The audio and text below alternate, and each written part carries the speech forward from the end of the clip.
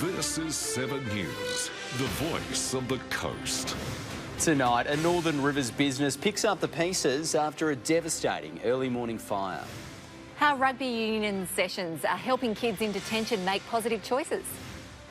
I'm Daniel Gibson. Later on this news hour, you'll see the damning hit-run video as tensions boil over the Israel-Hamas war. And Qantas found guilty of standing down a worker at the start of COVID. 7 News begins now. Good evening. A radiology building in Maclean has been destroyed by fire. Clarence Valley imaging staff sounded the alarm early this morning, with the damage bill expected to skyrocket. It's not the ideal start to your workday. Clarence Valley Imaging was totally engulfed by flames just after 8 a.m. today. It took fire crews almost 2 hours to bring the blaze under control. And the reason it took so long, it was a complex fire because there were very close exposures on each side of the building, and very quickly there was a building collapse risk. So Crackling flames and loud bangs could be heard in the area as windows were blown out and the roof came crashing down. They did a wonderful job with a difficult fire. It's very hot here, as you can see also. The building is located between Clarence Valley Council's Maclean office and the local ambulance station. So I got to work, sat down at my desk, and I heard the crackling and looked out the window, and the building next door was on fire. And so, yeah, we evacuated the building straight away. All council staff and ambulance personnel were evacuated safely. It's the third significant fire in Maclean in the past 15 years, with the last one a decade ago. So to have another one of our heritage listed buildings gone again is a real sad day. But Residents of the tiny town now looking at alternative locations for their upcoming appointments. It means people have got to travel to Grafton or Lismore or the Gold Coast now, which is going to put more strain on them. It's just another resource that Maclean's lost. A spokesperson from Clarence Valley Imaging said patients have been contacted. The estimated damage bill could head into the hundreds of thousands of dollars. Paul Jobber, 7 News. Juvenile justice is not just about detention, but also about developing positive skills and habits for the future. Rugby union is just one of the latest strategies to help young people make better choices outside of custody. These detainees in Acmina Youth Justice Centre in South Grafton have a hard road ahead of them. State crime statistics show 81% of young offenders are reconvicted within 10 years, more than half in their first 2 years out. So we're using rugby as a vehicle to actually deliver mental health. Tomorrow Man teamed up with New South Wales Rugby Union to help these kids. They get to run around, kick the footy, enjoy that more stereotypical masculine stuff, and also have a safe space and environment to explore some kind of different conversations. Bonding with our young people, creating a safe space to have them hard talks, to talk about being a man in this modern world. Each week, the 18 boys now in custody at Acmina run drills with New South Wales Rugby Union coaches. It gets a lot of energy out for us boys and just makes it a good time. Players aged 13 to 19 learning to cooperate to tap runners. Ball carriers take a tackle on the pads and cover their teammate on the ground. The coaching discussions between each drill just as important as the exercise. Just passing, communication, teamwork and yeah, just going at it. Players divided into teams for a game of touch rugby, then the fun of full contact football and celebrating tries. It is more than just a program on the inside. We got some boys here that have been caught in the environments that is a factor as to why they're here. So we try and help where we can when they get out and actually connect them with rugby communities. Get boys to do rugby on the outside. Just do it, give it a crack, you probably end up enjoying it. Group talks at the end designed to cut down reoffending. Claire Simmons, 7 News. A 35-year-old man has been arrested following an investigation into online grooming in Ballina. Police will allege the man was planning to meet up with a teenage girl who is under the age of 16 with the intention of sexual activity in the upcoming school holidays. He was arrested this morning after being identified allegedly using a social media platform for grooming. Strike Force Trawler is an ongoing investigation by the Sex Crimes Child Exploitation Internet Unit. It's triggered a warning for parents to speak to their children about online dangers. Cassie Grains Wines has a new lease on life after being acquired by Avenir Vignon. The Port Macquarie winery and producer entered voluntary administration in June, but now the strategic investment is set to re-energise the brand. Cassie Grains will continue to trade under their own name and continue long-standing traditions while embracing some modern techniques and marketing. Marine Rescue in Port Macquarie has celebrated their 50th anniversary in the region. From a crew of just a handful of volunteers to now a multifaceted rescue operation, the organisation has saved thousands of lives on the water. In 5 metre swell and winds gusting more than 100 kilometres an hour, Marine Rescue last month saved 2 people and their 12-metre yacht off Port Macquarie. The unit came from humble beginnings. In 1971, the Carnival of the Pines raised the funds for the region's first sea rescue vessel. The first rescue boat, I believe, cost $4,300, and this current one cost $1.5 million, so there's a huge difference. 50 years ago, the first sea rescue crew was made up of a handful of volunteer paramedics, police and surf lifesavers. When Bruce Robson joined in 1981, the team was just 12 people. Their boat 16 foot long with a 6-cylinder motor. There were some rescues which you had 5 to 6 metres of white water on the bar and feelings of panic within until the adrenaline took over. Jeff Shelton joined a sea rescue in 1989. In that era, the unit grew to a small single garage and a recognisable yellow boat with a V8 motor. I realised during the week that I've actually been a member for more than half my life.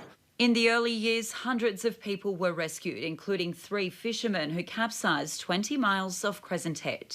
They clung to the hull for more than 7.5 hours, drifted nearly 30 kilometres south, and we found them at 10 o'clock that night off Tacking Point Lighthouse.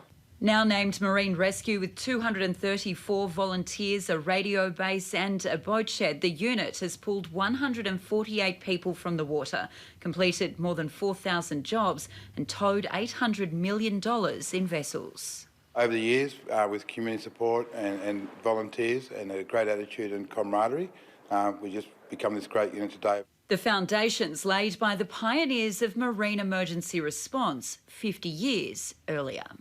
It was probably the highlight of many of our lives to be part of the Sea Rescue Group and do something for the community. To see that has continued on is fantastic. Well, it gives you such a feeling of the sensation is just incredible. It's almost euphoric that you're actually helping people and actually saving lives. Samantha Crowe, 7 News. Motorists reported a vehicle driving dangerously and at speed on the Pacific Highway M1 near Grafton at around 8 a.m. this morning, shortly after police reached a vehicle after it had lost control and crashed into the barrier on Big River Way. Officers then arrested the driver of the small red sedan, a 37-year-old Grafton man. He was charged with driving while suspended and breaching his bail conditions. Toxic chemicals have been found on the banks of Boambi Creek by a marine scientist investigating dead mangroves.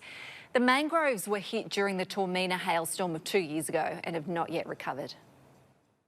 This wetland grove in Boambi Creek has signs of serious dieback among the mangroves. All the trees in the area were stripped of leaves during the Tormina hailstorm 2 years ago. And there was a really strong smell as soon as we got there, quite sulphurous, but there was also an underlying petrol sort of smell.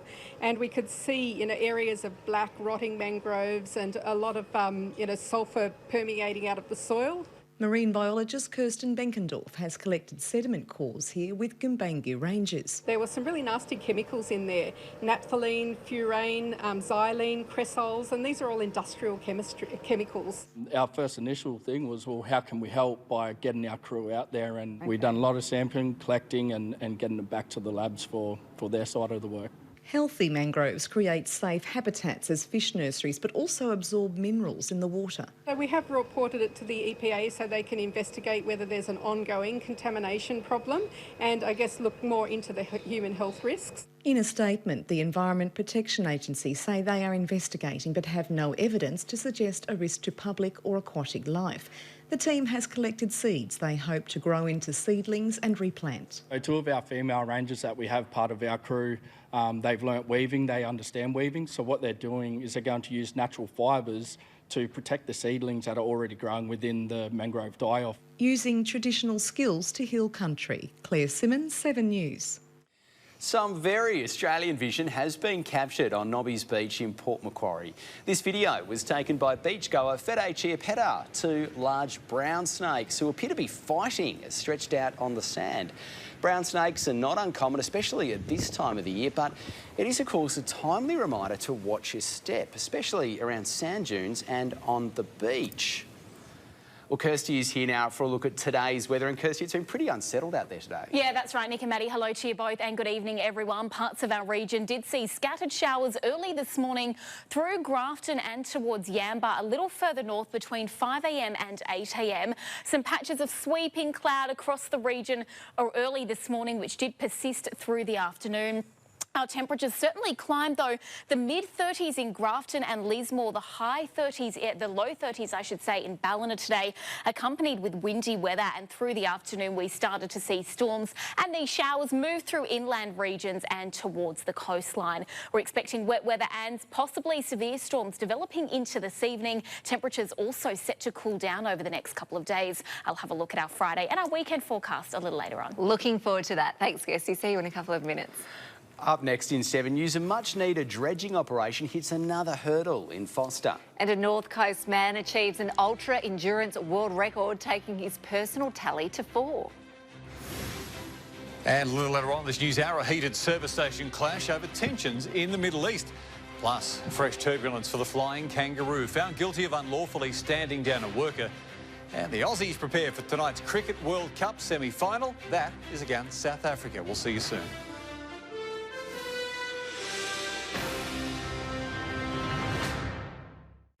Welcome back. North Coast ultra-endurance athlete David Alley is now the fastest person to kayak the length of the Murray River. The 2,000-plus kilometre journey took him just under 15 and a half days. Those still going strong. 19 hours and 25 minutes. That's the amount of time North Coast local David Alley shaved off the world record for kayaking the length of the Murray River.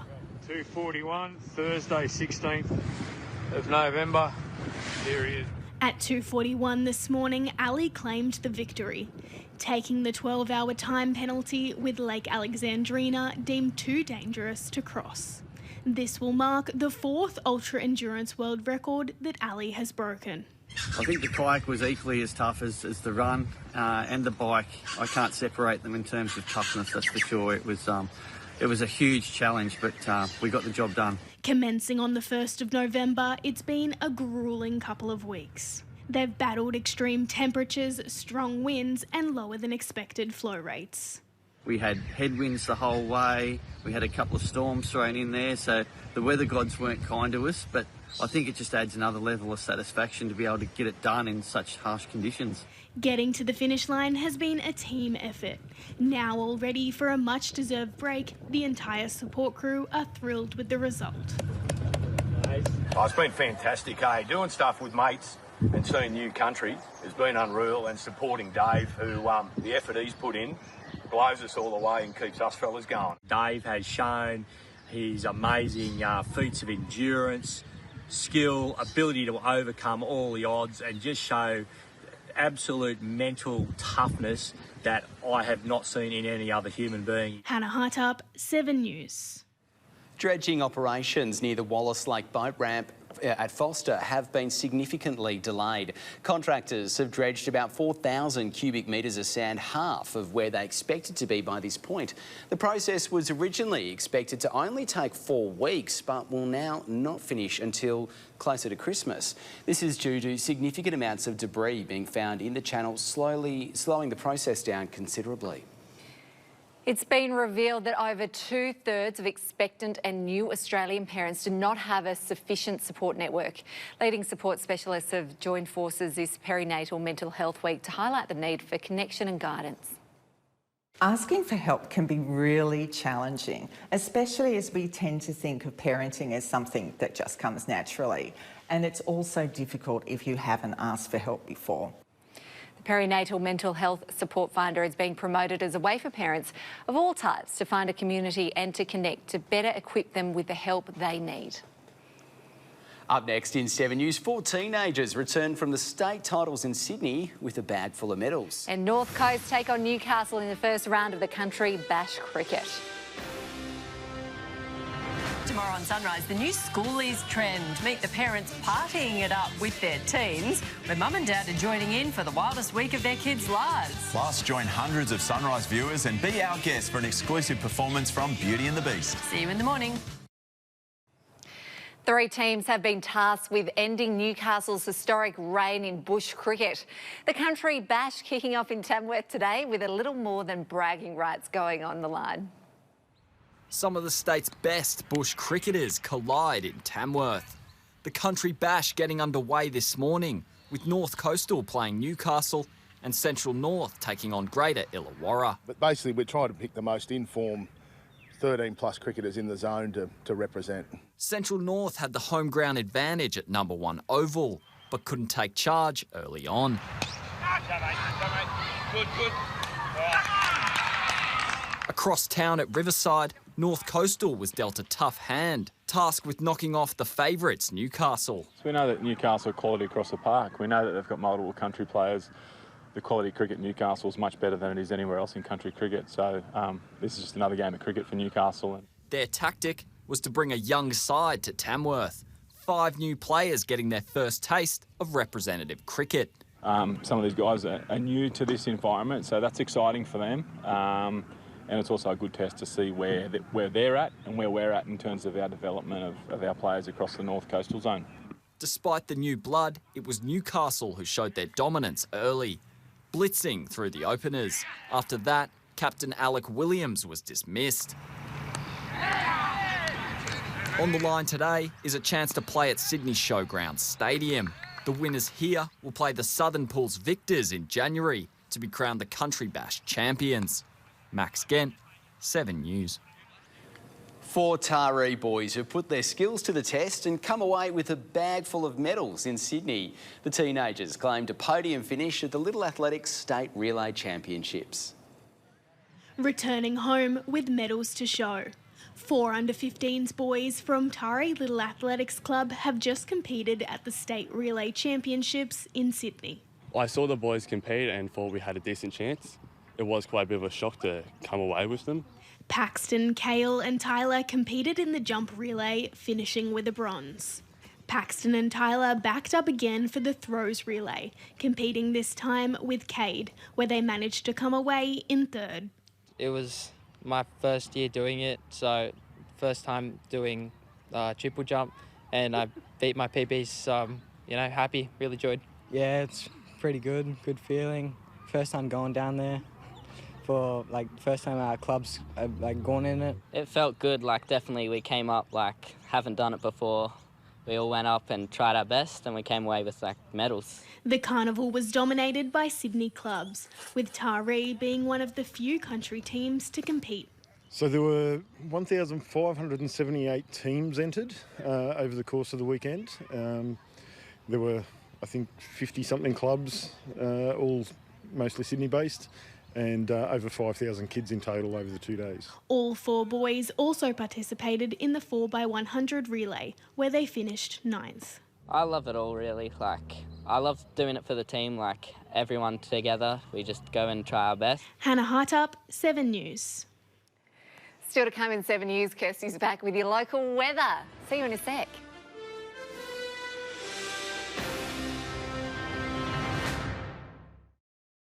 Welcome back, everyone. A trough line between the northern inland and the coast is generating showers and thunderstorm activity. This will link up with strong southerly winds along the eastern seaboard, while conditions remain more settled for inland New South Wales. But a trough is developing through Queensland into early next week. It will gain strength and move south, bringing widespread rainfall to most of the state through early next week.